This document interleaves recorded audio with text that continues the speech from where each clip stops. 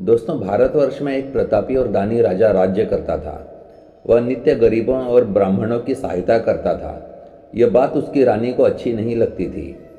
वह न ही गरीबों को दान देती, न ही भगवान का पूजन करती थी और राजा को भी दान देने से मना किया करती थी। एक दिन राजा शिकार खेलने वन गए हुए थे तो रानी महल में अकेली थी। उसी समय बृहस्पति देव साधु के वेश में राजा के महल में भिक्षा के लिए गए और भिक्षा मांगी। रानी ने भिक्षा देने से इनकार किया और कहा, हे साधु महाराज, मैं तो दान पुण्य से तंग आ गई हूँ। मेरा पति सारा धन लुटाते रहते हैं। मेरी इच्छा है कि हमारा धन नष्ट हो जाए, फिर न रहेगा बांस न बजेगी बांसुरी। साधु ने कहा, देवी, तुम तो बड़ी विचित्र हो। धन संतान तो सभी चाहते हैं, पुत्र और लक्ष्मी तो पापी के घर भी होने चाहिए। यदि तुम्हारे पास अधिक धन है तो भूखों को भोजन दो, प्यासों के लिए प्याऊ बनवाओ, मुसाफिरों के लिए धर्मशालाएं खुलवाओ। जो निर्धन अपनी कुंवारी कन्याओं का विवाह नहीं कर सकते, उनका विवाह करा दो। ऐसे और कई काम हैं जिनके करने से तुम्हारा यश लोक परलोक में फैलेगा। परंतु रानी पर उपदेश का कोई प्रभाव न पड़ा। वह बोली, महाराज, आप मुझे कुछ न समझाएं। मैं ऐसा धन नहीं चाहती जो हर जगह बांटती फिरूं। साधु ने उत्तर दिया, यदि तुम्हारी ऐसी इच्छा है तो तथास्तु। तुम ऐसा करना कि बृहस्पतिवार को घर लिपकर पीली मिट्टी से अपना सिर धोकर स्नान करना, भट्टी चढ़ाकर कपड़े धोना। ऐसा करने से तुम्हारा सारा धन नष्ट हो जाएगा। इतना कहकर वह साधु महाराज वहाँ से आलोप हो गए। साधु के अनुसार कई बातों को पूरा करते हुए रानी को केवल 3 बृहस्पतिवार ही बीते थे कि उसकी समस्त धन संपत्ति नष्ट हो गई। भोजन के लिए राजा का परिवार तरसने लगा। तब एक दिन राजा ने रानी से बोला कि हे रानी, तुम यहीं रहो, मैं दूसरे देश को जाता हूँ, क्योंकि यहाँ पर सभी लोग मुझे जानते हैं, इसलिए मैं कोई छोटा कार्य नहीं कर सकता। ऐसा कहकर राजा परदेश चला गया। वहाँ वह जंगल से लकड़ी काट कर लाता और शहर में बेचता। इस तरह वह अपना जीवन व्यतीत करने लगा। इधर राजा के परदेश जाते ही रानी और दासी दुखी रहने लगे। एक बार जब रानी और दासी को 7 दिन तक बिना भोजन के रहना पड़ा तो रानी ने अपनी दासी से कहा, हे दासी, पास के नगर में मेरी बहन रहती है। वो बड़ी धनवान है, तो उसके पास जा और कुछ ले आ, ताकि थोड़ी बहुत गुजर बसर हो जाए। दासी रानी की बहन के पास गई। उस दिन गुरुवार था और रानी की बहन उस समय बृहस्पतिवार व्रत की कथा सुन रही थी।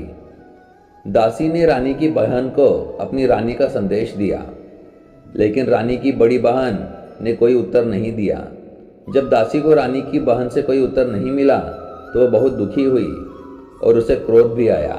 दासी ने वापस आकर रानी को सारी बात बता दी। सुनकर रानी ने अपने भाग्य को कोसा। उधर रानी की बहन ने सोचा कि मेरी बहन की दासी आई थी, परंतु मैं उससे नहीं बोली, इससे वह बहुत दुखी हुई होगी। कथा सुनकर और पूजन समाप्त करके वह अपनी बहन के घर आई और कहने लगी, हे बहन, मैं बृहस्पतिवार का व्रत कर रही थी। तुम्हारी दासी मेरे घर आई थी, परंतु जब तक कथा होती है तब तक न तो उठते हैं और न ही बोलते हैं, इसलिए मैं नहीं बोली। कहो दासी, क्यों आई थी? रानी बोली, बहन, तुमसे क्या छिपाऊं, हमारे घर में खाने तक को अनाज नहीं था। ऐसा कहते कहते रानी की आंखें भर आईं। उसने दासी समेत पिछले 7 दिनों से भूखे रहने तक की बात अपनी बहन को विस्तार पूर्वक सुना दी। रानी की बहन बोली, देखो बहन, भगवान बृहस्पति देव सबकी मनोकामना को पूर्ण करते हैं। देखो, शायद तुम्हारे घर में अनाज रखा हो। पहले तो रानी को विश्वास नहीं हुआ, पर बहन के आग्रह करने पर उसने अपनी दासी को अंदर भेजा तो उसे सचमुच अनाज से भरा एक घड़ा मिल गया। यह देखकर दासी को बड़ी हैरानी हुई। दासी रानी से कहने लगी, हे रानी, जब हमको भोजन नहीं मिलता तो हम व्रत ही तो करते हैं, इसलिए क्यों न इनसे व्रत और कथा की विधि पूछ ली जाए, ताकि हम भी व्रत कर सकें। तब रानी ने अपनी बहन से बृहस्पतिवार व्रत के बारे में पूछा। उसकी बहन ने बताया, बृहस्पतिवार के व्रत में चने की दाल और मुनक्का से विष्णु भगवान का केले की जड़ में पूजन करें तथा दीपक जलाएं। व्रत कथा सुने और पीला भोजन ही करें। इससे बृहस्पति देव प्रसन्न होते हैं। व्रत और पूजन विधि बताकर रानी की बहन अपने घर को लौट आई। 7 दिन के बाद जब गुरुवार आया तो रानी और दासी ने व्रत रखा। घुड़साल में जाकर चना और गुड़ लेकर आई। फिर उसे केले की जड़ तथा विष्णु भगवान का पूजन किया। अब पीला भोजन कहाँ से आए, इस बात को लेकर दोनों बहुत दुखी थे। चूंकि उन्होंने व्रत रखा था इसलिए बृहस्पति देव उनसे प्रसन्न थे। इसलिए वे एक साधारण व्यक्ति का रूप धारण कर 2 थालों में सुंदर पीला भोजन दासी को दे गए। भोजन पाकर दासी प्रसन्न हुई और फिर रानी के साथ मिलकर भोजन ग्रहण किया। उसके बाद वे सभी गुरुवार को व्रत और पूजन करने लगी। बृहस्पति भगवान की कृपा से उनके पास फिर से धन संपत्ति आ गई, परंतु रानी फिर से पहले की तरह आलस्य करने लगी। तब दासी बोली, देखो रानी, तुम पहले भी इस प्रकार आलस्य करती थी। तुम्हें धन रखने में कष्ट होता था, इस कारण सभी धन नष्ट हो गया, और अब जब भगवान बृहस्पति की कृपा से धन मिला है तो तुम्हें फिर से आलस्य होता है।